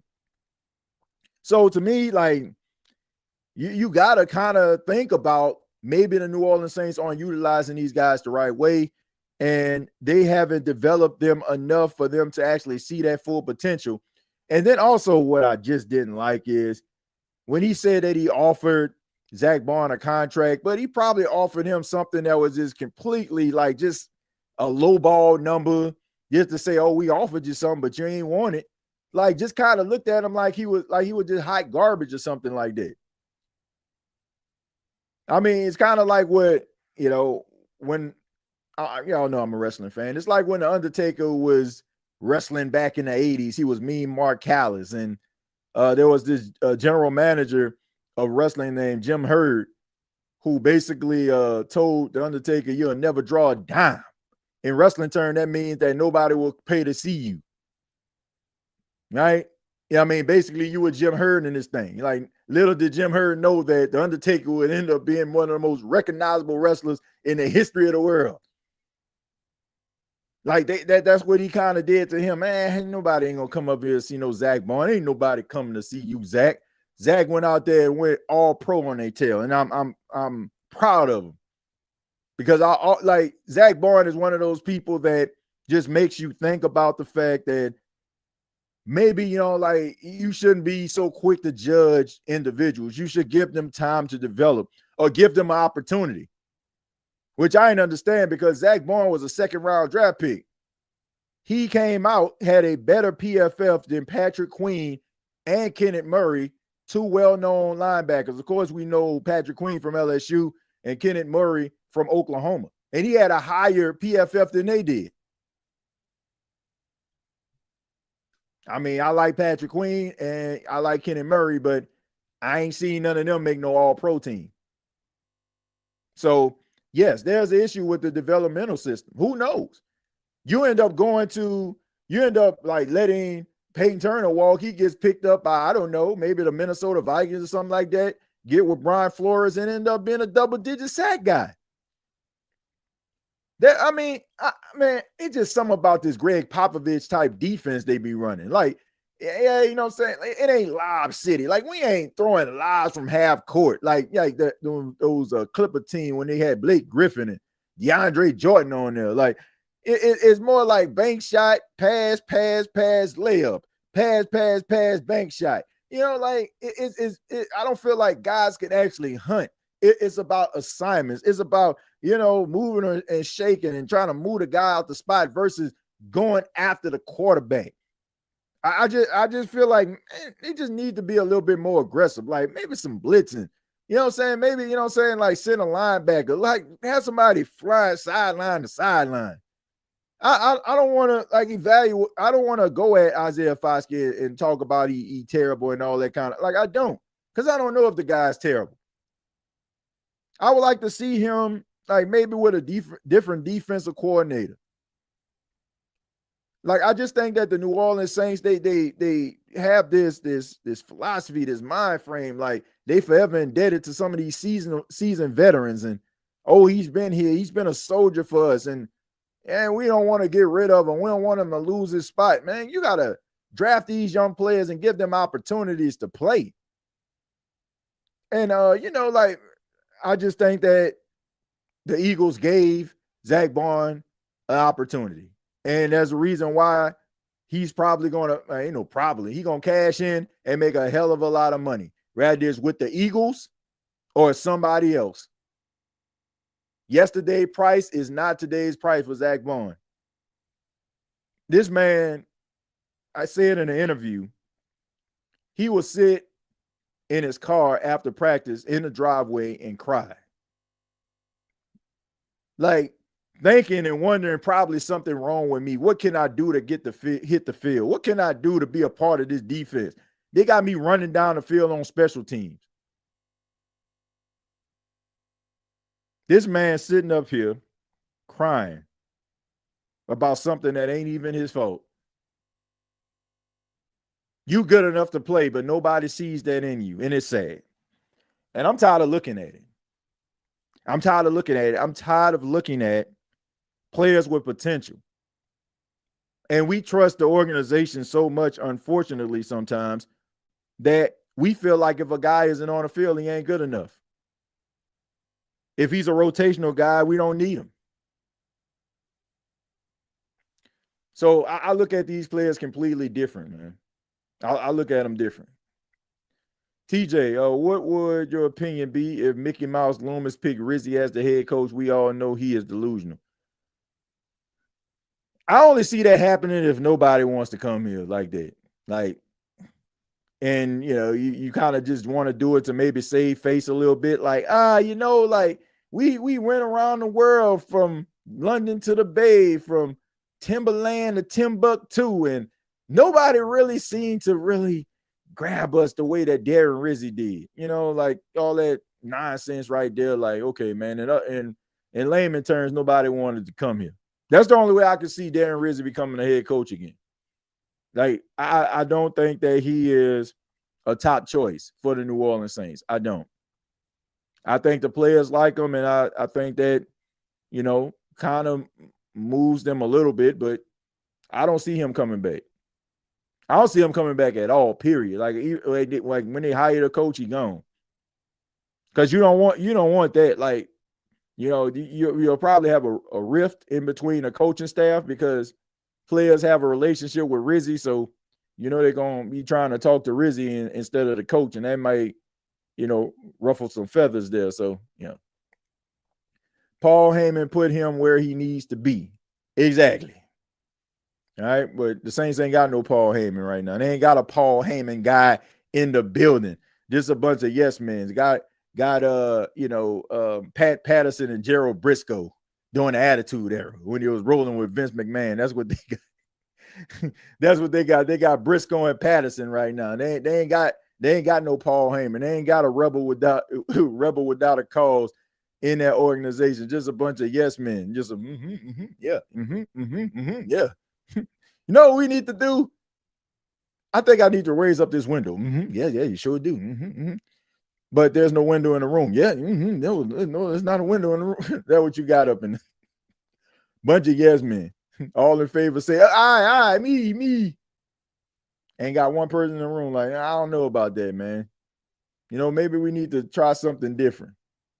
Different? About his word different, you mean, what is this word different? Do you look past the results of being different? Saints should trade Carolina Bryce Young for Derek Carr. Funny. Yeah, that ain't happening. Man, you lucky you get a bacon, egg, and cheese biscuit for Derek Carr, man. For real. Lucky you get 2 proofs of purchase from a cereal box. Ain't nobody gonna pay for that, man. Ain't nobody gonna pay for that. I mean, he in the back. You know what I'm saying? Like, if you have like these little carnivals and stuff like that, oh, step right up.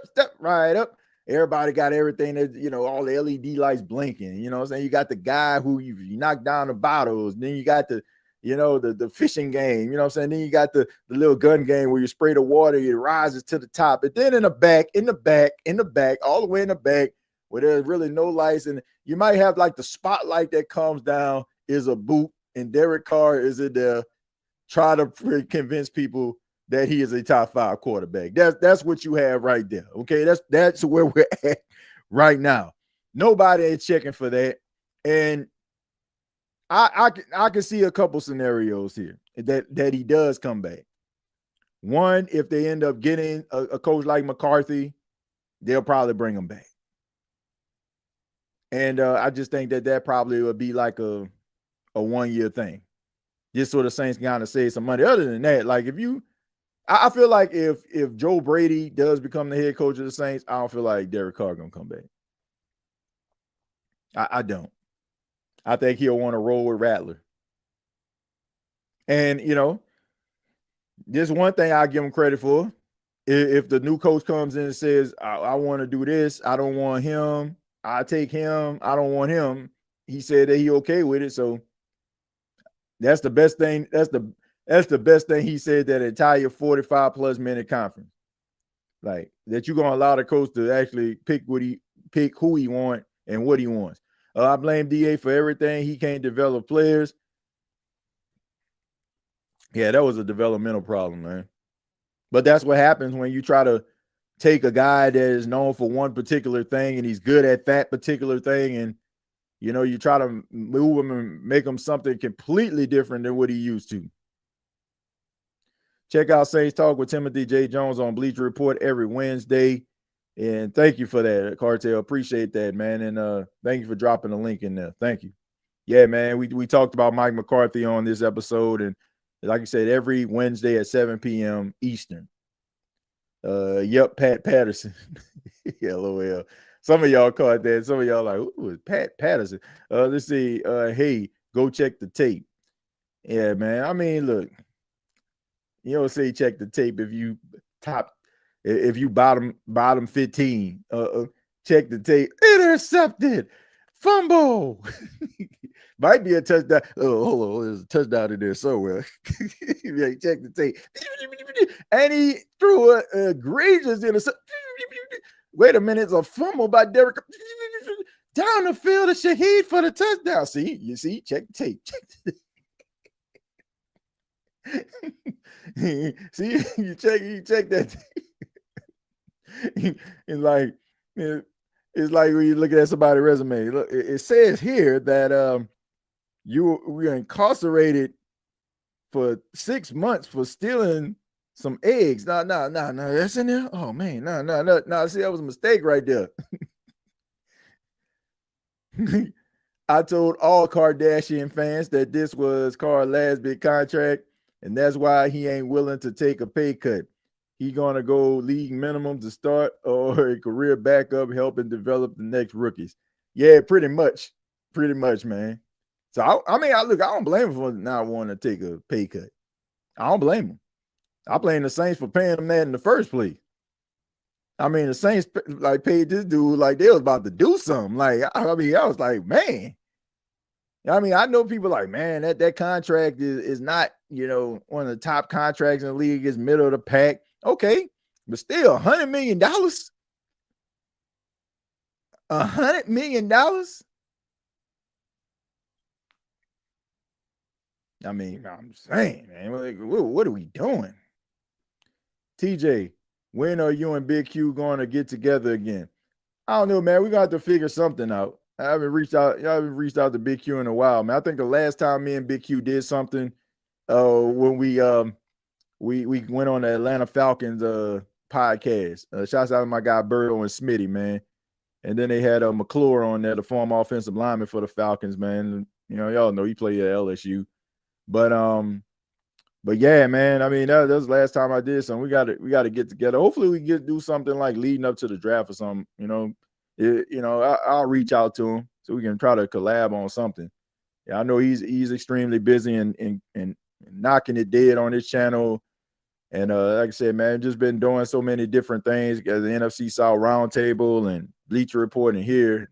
And on top of that, transitions at the job. It's kind of hard, man. To try to fit like shows and other things into your schedule at times. But I definitely want to get together. I agree. It's been a while.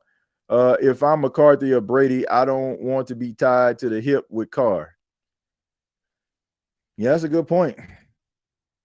I mean, that's why I said if you hire a coach like Joe Brady, more than likely he gone. Like even let me see what I can do with Spencer.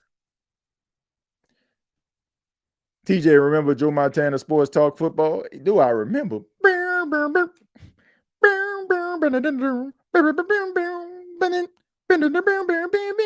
used to be a game right there. Where he used to have Pat Summerall as the commentator. Welcome to Joe Montana Sports Talk Football. I still remember that. I mean, this was a famous Derek Carr narrative way before Derek Carr was in the league. Carr back to throw, intercepted at the 45. Man, we thought that was so cool, man, because it was the first game like you actually had somebody talking on it. You know, and they had Pat Summerall, like, God bless him, God bless the dead, but my goodness, man. If you can remember Pat Summerall, I mean, he used to have that slow voice. He used to be there with John Madden. And it was so crazy, like, because they like the complete opposites, right? It's almost like if you put Darren Rizzi in the boot with Dennis Allen. That's how Pat Summerall and John Madden. John Madden to be all expressive. Okay, so he went this way and he went down here, and boom, right over, and then, Pat Summerall. Interesting. Let's get back to the game. Yeah, but legendary Pat Summerall right there. If you don't remember them times, man, Pat Summerall and John Madden, man, you missed the treat. When John Madden was out there selling that Flexall, no, that was Joe Namath, Flexall 454. He was selling that tough acting to Nacton. TJ, can we possibly see a collaboration on a song in the future with you and Big Q? Yeah, I mean, yeah, if Big Q want to get on the track. If you want to get on track, yeah. I mean, that ain't no problem. That ain't no problem. Shannon show, that ain't no problem. Look, man, I just enjoy making those little parody songs. And I got them on a playlist, man. I finally put them together as a collage, man, so y'all can check them out. So that's available on the channel, the main channel. You can just click on the different songs, man. I mean, they have 15 in there, but I know I did way more than that. I think I did way more than that. Sega Genesis, Super Nintendo. Yeah, those are classic game systems right there. TJ, us Saints fans feel like Big Boss Man when Undertaker.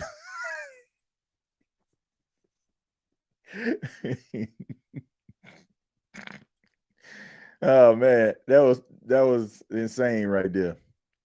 We're in that Hell in a Cell match. Let's see. I have not seen a successful 2-minute drive since Breeze left.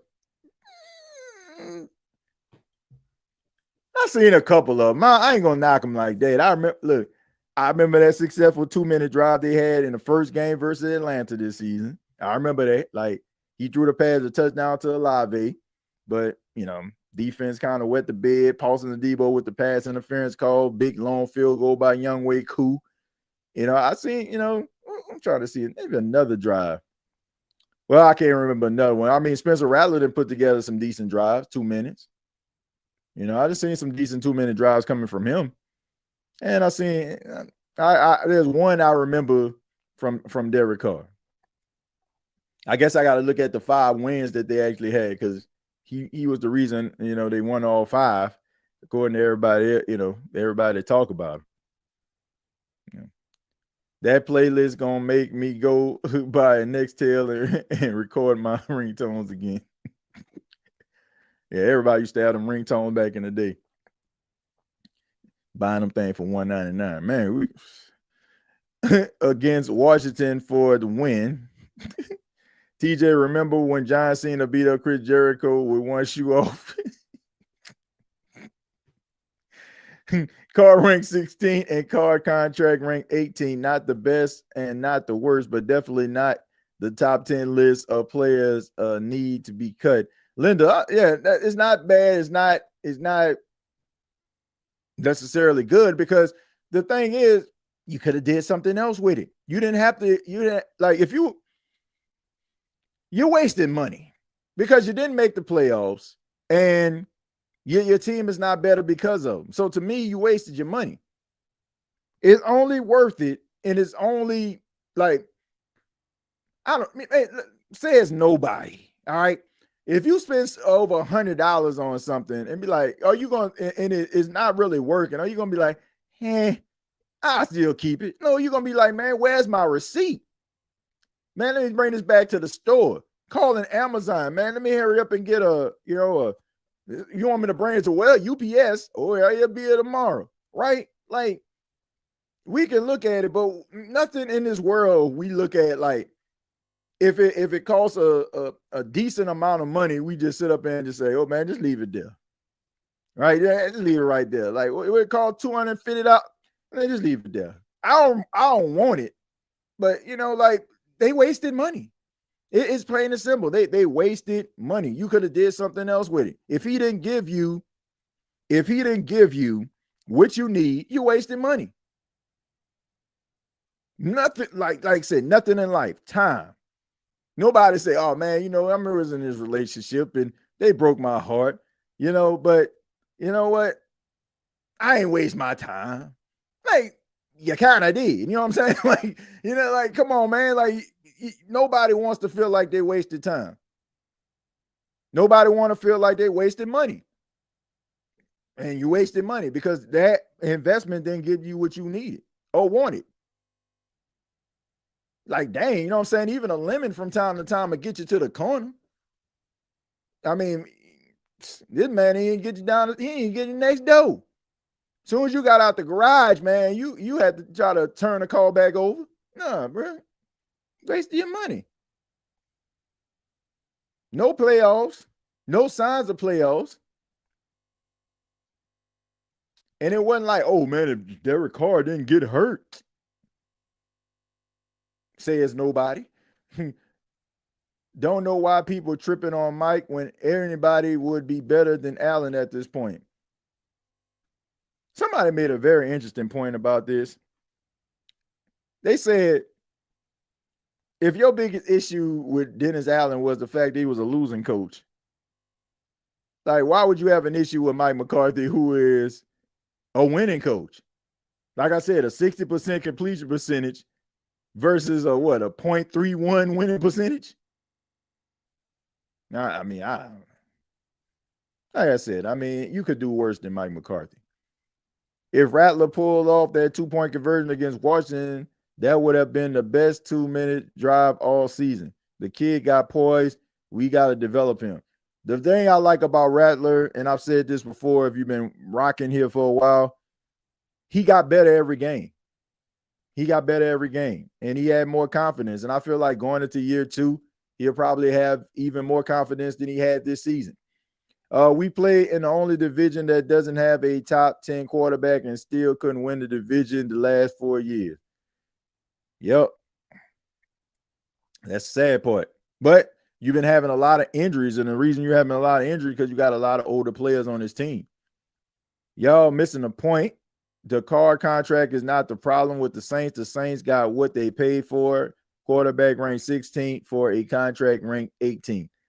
I mean, that's a good point, but still, you wasted money. Like, it doesn't matter if you got it at a deal. Like, if you got fruit at a deal and you get home and you know what I'm saying, you take a bite in it and then a worm comes out, are you going to still feel like you got a deal? Oh, well, these was on sale. Didn't give you what you want. Like, it don't make you feel any. Well, my point is, Linda, I get what you're saying, but my point is, it doesn't make you feel any better knowing that you wasted money. Like, you can say, oh, it was within reason and within price, but if it doesn't work for you, it still don't make you feel good about purchasing it, right? So it's not like, oh man, that was a terrible idea. It was a terrible idea. Because to me, in anything, I don't care if it's quarterback, running back, etc. You pay for things that you want to work at its max value. If you go to a store and you get something that is fresh, you bring it home, open the wrapper, you expect for you to just to plug that thing up and boom, give me everything that I want at that particular time. You don't say, oh man, if this works at 35%, 45%, like I'm going to be satisfied with it. No, when I plug up that video game, when I buy it from the store, it better work. If I buy this webcam from the store, from Best Buy, fresh out the pack, it better work. I better be able to see myself up to 4K as low as 520 resolution around this thing, or 540. All I'm saying is that's just how it works. I'm not in the business, and Linda, like I said, you're absolutely right. But I'm not one of those people that try to squint and try to move my hands a little bit from try to make this thing work. No.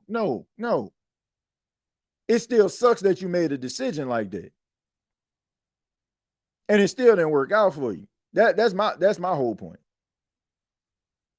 Give Rattler the right offensive-minded coach and supporting cast. He could possibly surprise people next year. I agree.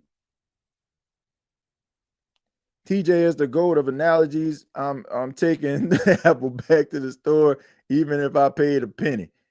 I mean, look, I hope she ain't watching this, but my wife is one of the queens of bringing stuff back to the store, boy. Look, it ain't nothing going, okay? I mean, nothing going. Like, if it ain't, if it ain't on up and up, where my receipt at? Sometimes I can't even clean up off the counter. Sometimes I'm like, man, I be feeling bad. Like, I need to throw away the receipt. I let her throw away the receipts. Okay, that's from Food Line right here. This is from Winn-Dixie, Shoot, like, I'm good, but yeah, man. I mean, look, we want that thing to work effectively, no matter what we buy. No matter what we buy, man. I want to see Rattler play with real NFL talent wide receiver. Yeah. I mean, I thought I was watching XFL some Sundays, man. I wonder if it's true the Jets is Glenford's choice. I think it is. Why wouldn't it be, though? I mean, it's kind of a situation like Mike Vrabel, right? Mike Vrabel, his dream job was to go to the team that he played for, right? I mean, you got to think about it. Aaron Glenn played for the Saints in 2008, but he played 8 seasons with the Jets. I mean, why wouldn't he? I mean, the Jets organization was his home for 8 seasons. That was the longest time he ever spent with any franchise. He played like 14 years in the league.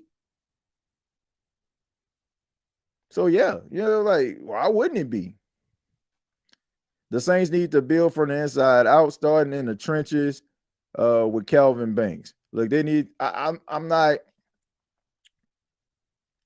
objective to that. I'm not. I think that would be a good thing. I think that beefing up the trenches on offensively and defensively, that can help Spencer Rattler, running game, a compliment to Alvin Kamara, like somebody that you can count on. Like, I like Kendrick, man. I wanted to get Kendrick Miller, and I was like, man, please give him an opportunity, this, that. But now I see, like, one thing that I will not condone and I will not defend is a lazy football player. A player that's not going, that player that has potential but don't put the work in. And what I seen when they gave him opportunity was embarrassing. It was embarrassing. And a lot of that stuff to me comes from lack of film study. So I know we don't want to do this, but maybe your boy DA, was justified in his criticism of him. I'm just saying. Now you can say that, he can get himself out of it. I mean, I believe that he can, but bro, you gotta learn how to be a pro. People ain't gonna want it for you. Like, you can't just be like, man, I'm in the NFL. Look at my DMs, man. Look at that girl right here, man. She won't holler at me, man. You know what I'm saying? Like, bruh, enjoy the fact that you're there, but put the work in so you can stay there. And, to me, I just feel like the Saints need to go in a different direction. My boy Quinshawn Judkins is my top choice as a complimentary running back. Ollie Gordon, the third, would be my option. Like, I think you need something that's the opposite of Alvin Kamara. Like, I think Ollie Gordon can be that guy. Like, he kind of reminds me like of a Kenneth Walker type running back. And I think that, he's tall, about 220, 225. I think that'll be like a really good complimentary back to Alvin Kamara. I don't know if y'all ever seen Ollie Gordon play, but that dude is really good. And Quinshawn Judkins is good as well, man. I like it. He has really good pad level. I know people are talking about Scatterboo, but to me, I mean, if you get a McCarthy, like, that would probably be a guy that, they'll probably be looking at, maybe in that fullback role. Y'all remember like John Kuhn? He played for the Saints for a while. Like that was the type of offense that Mike McCarthy used to roll with, man. Utilizing that fullback. So that's what I want, man. And that will help out a guy, in Spencer Rattler. You don't have to. I just feel like the thing that was unfair to Spencer is he had to go out there and be that quarterback, like throw the ball and be the reason the Saints win. And he's just not that right now. He's just not that right now. But I'm happy that, look, I'm glad that he went through the motions. And I'm glad that the Saints, unfortunately, they went 5-12, but it's a good thing that he's able to have as many games as he had. I just feel like that's going to do him some good. We have to draft impactful players and not projects, man. Done with I agree. Too many projects. Okay. They got more projects than the Malfamine, the Desire, the Florida, St. Bernard. Like, come on, man. Like, come on, man. Look. Let's get some people up in here that know what they're doing, man. That's an easy study. All right. As soon as you put them on the field, you see some huge qualities, some big qualities, some really good stuff right away that you feel optimistic about. Not, oh man, all you gotta do is tweak this, fix this. Okay. All right. Stop treating these players like the dilapidated cutlass that's sitting in the middle of the field right there. And they just took all the tires off of it, man. Yeah, they took the tire, but they kept the seats, man. You see, they got the radio, man. I'm gonna take that home, put a new engine up in it. Nah, bro. Let's treat this thing like, Lakeside Toyota around this mug. And go up in that thing and start that car up. Vroom, vroom, vroom, vroom, vroom. Thank you very much. Here your keys. Here's your deed. You can leave. Like that's what you need right there. A proven product. I'm tired of this, man. TJ, what's your take on Adam?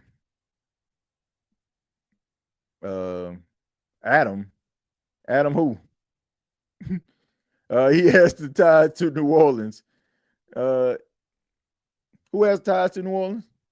They say I would start to looking for AK replacement. Oh yeah, man. It's not just him, like all the other players too. That's what you do every year. I hate to say it. I don't care how good you is. You still looking for the next person to come in line that's going to be the successor. TJ, who are some prospects from HBCUs? Man, I'm gonna be honest with you, man. I ain't really seen too many that I feel like have a really good chance. Now, man, there's this one offensive lineman. I want to say there's this one offensive lineman. I think he may have went to Alabama A&M. I think he ended up like getting a Senior Bowl invite. Other than that, man. This is the thing, man. I feel so bad for HBCUs now because they really, truly are going to suffer now that you have these NIL deals. Because even if it's a school like not really a power conference, but kind of underneath, like a Sun Belt conference, a Conference USA, like not the major conferences, they still going to be able to probably go to those schools. And that's going to make those HBCUs kind of suffer a little bit, but I didn't really see anybody, too many guys like stand out to me.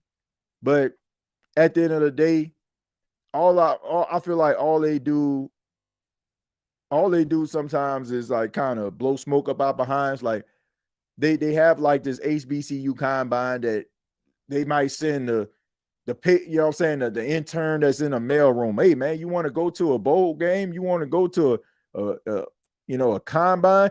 Do I? Hey, I tell you what, man, bring this clip. We're going to give you this tablet, and I want you to go down there and tell us on a scale of 1 to 10, what does this guy from Arkansas Pine Bluff got? Like, don't really take it serious at all. Like, you ain't seeing like these coaches showing up like they show up to Indianapolis for the combine. For that, I just feel like it's totally unfair. And I just didn't like the way that they did HBCUs. Like everybody was talking about giving HBCUs a chance as long as Deion Sanders was there. But then I guess they stopped making HBCUs when he went to Colorado. So, I don't know, man. They don't treat HBCUs with the respect. And then you don't have too many of those guys who I feel like this. If you want to give HBCUs a chance, this is what I think they should do. This is what I think they should do. the top 10 HBCU players that one declare for the draft, two that become seniors, those should be the one. Like they should have at least 10 of those individuals or 15. 10 or 15 of those individuals that get invited to the NFL combine off the rip. Like off the rip. Like if you want to talk about, okay, trying to make it an equal playing field and giving guys opportunity, the best HBCU players, junior, senior, when they declare for the draft, they need to get an invite. That, like, to me, that if you want to try to, create something, that's how you do it. And then it's going to force the league to look at HBCUs even more. And who knows, those top 10 players that come in, they might kill it at the combine. And that's going to open up an opportunity for others. That's what I feel like they should do. Let's see. Derek Carr is those size 8 you bought for a price thinking you somehow can squeeze your size 10 feet in. That's a good one right there. Oh, Adam Prentice. Okay, Adam Prentice. Okay, he said LOL. Adam, okay, Adam Prentice. I'm like, Adam, hey man, look, I'm sorry, no disrespect to Adam Prentice, but you got to use first and last name, okay? I mean, if you said, man, what you think wrong with Chris? I know you talk about a lobby, you know what I'm saying? Like Adam Prentice, like you got to use first and last name. No disrespect to Adam Prentice, but he hasn't earned the right for me to be using first names to describe him, okay? It's just, I'm gonna be like, who? That's like, what's wrong with Landon? Who? I know you're talking young, but ask somebody else, like, somebody around the way, man. What you think wrong with London? Hey, what you think was wrong with him, man? I don't know, man. Like, shoot. Like, you gotta use full names. Man, what you think wrong with Landon? Who is Landon? He work with us? No, Landon Young. Big brother TJ, I want a Nico Collins type wide receiver. Yep, me too, man. Yep, big physical receiver. Those are the ones that I feel like will help. I'm going to read a few more, then we're going to go ahead and get up out of here. Dang, we've been in for 2 hours. If he's still on board at pick 9, go with McMillan, Arizona, 6'5", 212. He will literally be a big target for Rattler. Yeah, I agree, man. But my biggest issue is, will he roll and go with the New England Patriots? I feel like Drake May needs that big target. And I know that a lot of draft boards have them picking Travis Hunter, but I don't know, man. I mean, they might end up trying to find a big target for Drake May. I think that I don't know, man. I don't know. I got a feeling that McMillan might end up. This gonna sound crazy. I don't know what, but I think if Shadur Sanders goes 1, Cam Ward goes 2, it wouldn't be out of realm possibility seeing McMillan go 3. For real. That wouldn't. I mean, that would shock a lot of people, but that wouldn't shock me. Because I'm gonna tell you right here, who is their coach? Who is their coach? Mike Vrabel, right? If you look at what Mike Vrabel and the Tennessee Titans used to draft, AJ Brown, the wide receiver that couldn't stay on the field that came out of Arkansas, big physical guys. And I just feel like that's probably who he gonna roll with. So that wouldn't shock me at all.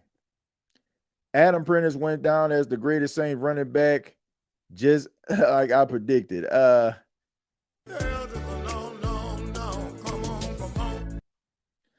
The mock draft website I saw had McMillan going to the Raiders. I mean, that's not out of the realm of possibility either. T. Higgins heading to New England, I think so. I think it's still a chance. That wouldn't surprise me either. That's actually a good call right there. That's actually a good call. He can be a number 1 guy, and I think he'll be a big target. Somebody say, bro, what? we could still snatch AJ Dillon. Nah, AJ Dillon, man. I mean, I know he was out for the season with that injury, but look, man. I mean, we already had Jamal Williams. No need for us to try to find another one. Let's see. The Mike already read that one, but yeah, man. Look, I don't know what this head coaching search gonna be. Like I said, man, I could think of worse things than Mike McCarthy as the head coach of the Saints. If you're not gonna get Aaron Glenn, if Joe Brady decides that, I don't know, maybe he'll pull a Bobby Slowick or something like that, where the right job didn't come along. All right, I mean, there's only so many, and you can kind of see where these things are going. Like you can see Ben Johnson more than likely gonna go to the Raiders. Mike Vrabel, he already on the dotted line with the New England Patriots. I think Lynn Cohen probably gonna get a head coaching job in Jacksonville. I don't know what's gonna happen with that Dallas Cowboy job. Everybody talking about Deion Sanders. I don't know. I think that job might go to Kellen Moore. I think Kellen Moore might end up being a head coach of the Dallas Cowboys. Kind of fit that mold. Experience with the Dallas Cowboys, so I can see that being a possibility. And I definitely feel like his personality will allow Jerry Jones to kind of be in that forefront. So, yeah. And like I said, it might lead Mike McCarthy. But I think Chicago might go with Cliff Kingsbury. I think they might go with him because of his experience with Caleb Williams. And I think that's going to play a huge role with that. So that might lead Mike McCarthy. I'm shocked. Like I'm honestly shocked that the New Orleans Saints then interview Pete Carroll. I'm shocked. Like seriously, I'm shocked that they didn't interview. I know he interviewed with the Chicago Bears, so we'll see, man. We'll see. Should be exciting as we find out where these coaches are going to land. But this has been the State of the Saints podcast. Please hit the like button if you enjoyed the State of the Saints podcast episode. This one. Please hit that like button and also subscribe to the channel. Man, I'm trying to get to 20,000. I know some people like, man, you get close to 12. No, I'm trying to get to 20,000 subscribers. I think we can do it. I think we can. I looked at the numbers. I looked at the analytics, and I know that there's a nice sample size of people who watch this show all the time. They just have not subscribed. If everybody would just subscribe to the channel, and, on top of watching the episodes, and I appreciate it, then we can get to where we need to be. And I can't do it without you all. So I'm asking for your help, all right? I'm asking for your help. If you like the show, if you like the content, if you like the laughs, if you like the interaction, please subscribe to the channel to help us grow, all right? All right, and also previous episodes are available right here on YouTube. I encourage everybody to check out Saints Talk with Timothy J. Jones. That's available on Bleacher Report. And also, once again, social media platforms, Facebook.com, search Gumbo Pod Sports, on X at TJY Jones 8, Blue Sky at TJY Jones 8, and on TikTok at TJ the Host. All right, so you can check me out on those platforms. Really do appreciate it. And also, like I said, you can send your questions, your voice messages to stateofthesaints@gmail.com. I'm trying to run this new little format here, but I haven't got anybody to send me any questions, do a voice memo. Want to do that, okay? Sometimes like we have a show where we don't take calls, and you probably still have something to say. If you can, record yourself, your message, or comment, I would love to play it here on the show, just as long as you ain't just way out in left field with it, all right? I want to create like this little voice memo mailbag so we can add another element to the show, all right? So make sure that you send your questions and your comments to stateofthesaints@gmail.com. I really do appreciate it. I hope everybody has a good morning, noon, night, whenever you're checking out this podcast. And like always, all I got to say is, who dat? Thank you for listening to my daddy's podcast. Please subscribe to our channel. Hey, don't let these tears fool you. It's all dog around this mug. I'm good.